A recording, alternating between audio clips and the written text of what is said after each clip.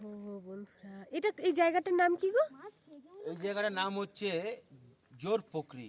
ও জোরপোখরি, নেপালের অন্তর্গত এলাকা। আচ্ছা, জোরপোখরি জায়গাটার নাম হচ্ছে জোরপোখরি, নেপালের অন্তর্গত জেলা। আচ্ছা, নেপালের অন্তর্গত জেলা। বন্ধুরা দেখো তোমরা, প্রচণ্ড পরিমাণে ঠান্ডা। আর আমরা তো মানে আমাদের লাগেজের মধ্যেই সব কিছু, হ্যান্ড গ্লাভস, জ্যাকেট, টুপি। আমরা ভাবতে পারি না মানে যে আজকে এখানে চলে আসব। এই প্ল্যানটা ছিল না আমাদের, হঠাৎ করেই এই প্ল্যানটা হয়েছে। তো সেগুলো সব লাগেজ থেকে আমরা পার করতে পারিনি, তো সেই জন্য প্রচণ্ড ঠান্ডা লাগছে।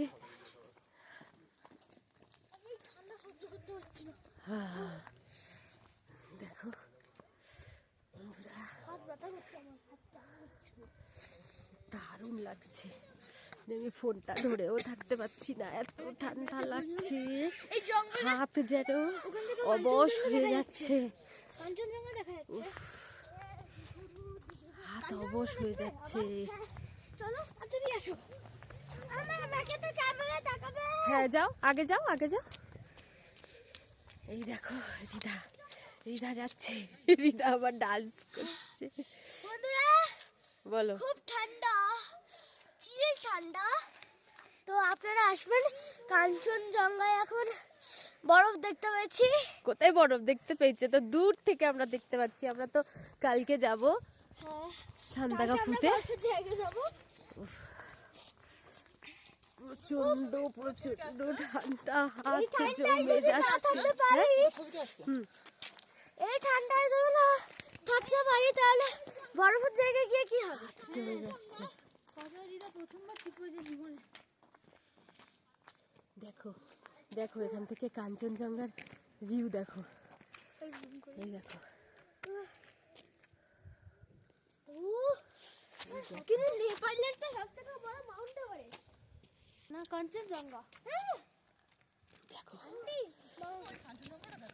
দেখেছি। নেপালের সবথেকে বড় হচ্ছে মাউন্ট এভারেস্ট।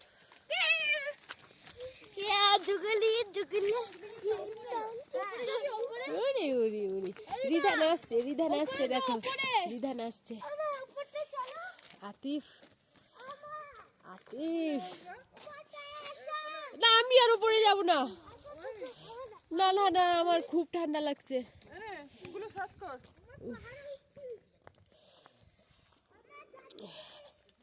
এই আমার দিদি, আমার দিদিও ভিডিও করছে। শীতের জিনিস তাই তো বার করতে পারিনি সেগুলো। উফ, কোন করছে শীতের জিনিস এনেও ওর মধ্যে রয়েছে কোন মোটামুটি জ্যাকেট গুলো এখানে দেখো বলো। আরে আজকে যেখানে আসবো জানি না। দেখো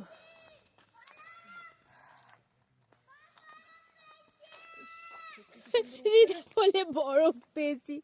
চলে এসো, চলে এসো, এক টুকরো নিয়ে বরফ চলে আসে, চলে এসো, এক টুকরো বরফ নিয়ে চলে এসো। রিধা বলে বরফ পেয়েছি, দেখো। তিন্নি,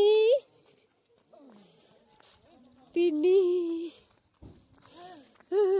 বেঁকে যাচ্ছি, বেঁকে হাত জমে যাচ্ছে, হাত একেবারে জমে যাচ্ছে। চলে এসো, চলে এসো, চলে এসো।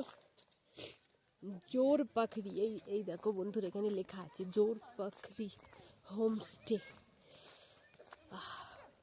প্রচন্ড পরিমাণে ঠান্ডা।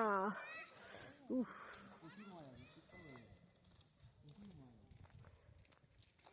দেখো এগুলো, এটা হচ্ছে হোমস্টে। উফ, রোদ্দুরটা লাগছে, সূর্যেরটা কি সুন্দর লাগছে ভিউটা, সূর্যের আলোটা পড়ছে। ঠিক আছে চলো।